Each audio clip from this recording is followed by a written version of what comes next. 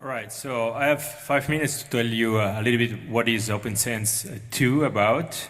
It's actually targeting high resolution air quality sensing, involves EPFL, ETAZ, IMPA, and two medical related institutes, SHUV and IST. So we actually had an OpenSense1 to which I also participated, and there were already other three colleagues, Lothar Thiele, Boy Faltings, and Karl Aberer also participating, joining also OpenSense2. We added new partners, key partners for the second phase. As I mentioned, Muriel Boschu and Michael Riediger, the specialist of impact of air quality on health. We had the chance to actually have Lucas Emeniger on board, which, as you just see from Jerome, is also participating to IR-Sense, is our link to IR-Sense, and also is a specialist of measurement of air pollution and also modeling techniques are kind of key in our second phase project.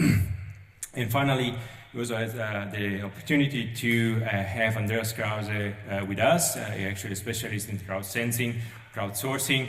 He applied to earthquake problems, his methods and techniques, and I think here is a different field, but actually will be very valuable, his expertise. Why we do care about air pollution, first of all. So air pollution is a tricky business. First of all, you don't really perceive unless it's really very high quantity. Is actually very location dependent. You actually get influenced by a number of issues and points, from traffic to industrial emissions and so on. And so obviously also time dependent, from rush hours and so on, and weather condition obviously also influence the whole propagation. So would be nice, actually, here's a little bit the scope of the project, to have a high resolution maps updated in real time. And then actually we would be able to actually have this with sufficient granularity and real-time update. A number of officials, I would say, to the citizen could take advantage of this either for health recommendation or incentives that the authorities might want to actually implement in a certain city or urban environment. What do we do today for actually monitoring air pollution? This is Switzerland, but it's actually pretty much the same in various industrialized countries that I looked into. You have typically a sparse network, maybe one station in the city or a few of them, and essentially you try to interpolate between this measured point with state-of-the-art modeling techniques that actually allow you to have a grid granularity of maybe 1 kilometer square. You can also extend this monitoring network with high fidelity, high cost equipment, but it's obviously very punctual, your additional point, and the coverage is also limited. For people that work in actually health impact, they kind of carry out dedicated studies for workers that are particularly exposed to air pollution, and actually equip them, endow them with a number of instruments that actually gather data for their studies.